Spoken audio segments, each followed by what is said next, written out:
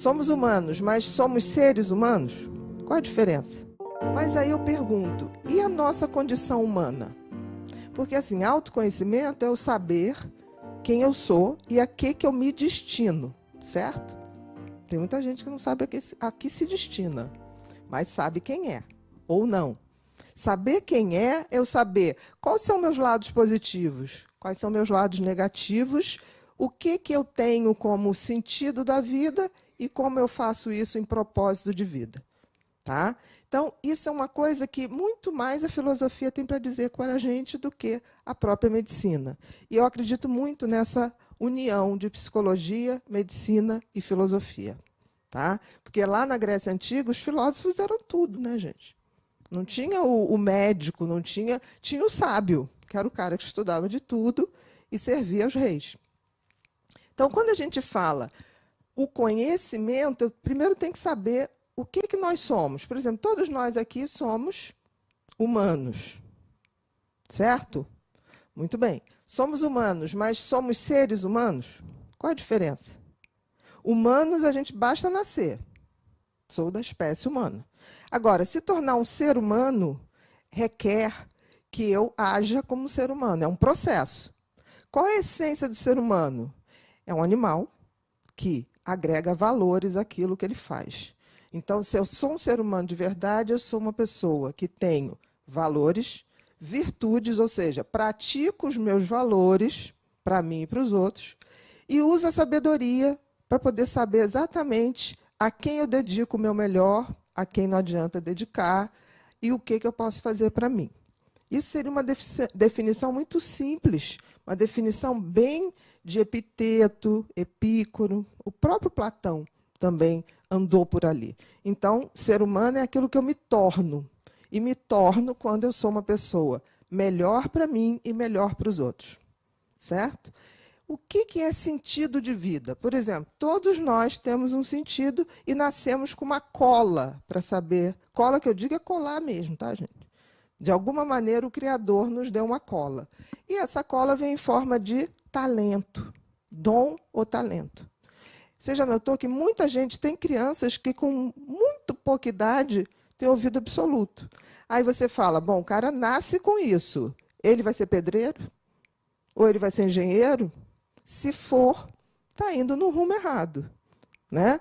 E é muito interessante, porque todos nós temos muito cedo esse talento aflorando. As crianças têm isso muito perceptível. O que acontece é que nós não estamos preparados para ver. Aí a gente começa a botar os meninos para jogar bola, as meninas para fazer balé, aquela coisa de manada. A gente fala tanto de manada, mas a educação é feita em manada. Quem aqui observa os talentos dos seus filhos? Mas dá força para isso?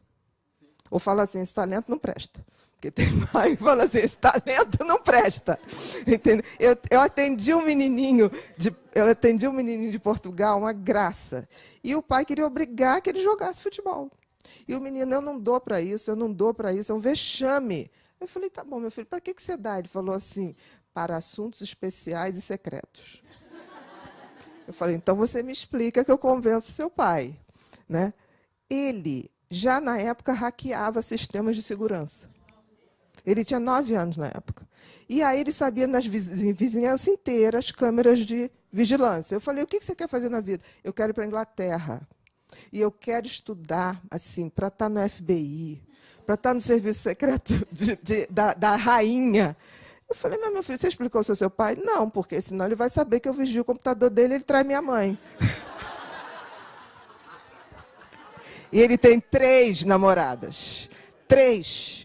E uma é casada e tem 2 filhos. Eu falei, olha, vamos deixar esse assunto de lado. Assim, deixa que eu falo com o teu pai esse detalhe. Entendeu? Não precisa falar para sua mãe, não precisa nada disso. Importante que você, com 14 anos, possa ir para a Inglaterra. Você está estudando? Eu estudo isso, né? Eu falei, mas quem te ensinou? Ninguém, eu sou autodidata. Hoje ele realmente faz parte de ele tem uma empresa de segurança na Inglaterra. vive muitíssimo bem. Eu ainda falei para o pai, olha só, para ele ser um jogador medíocre, é melhor te sustentar sendo um empresário brilhante. Então, assim, eu vi essas ignorâncias acontecerem.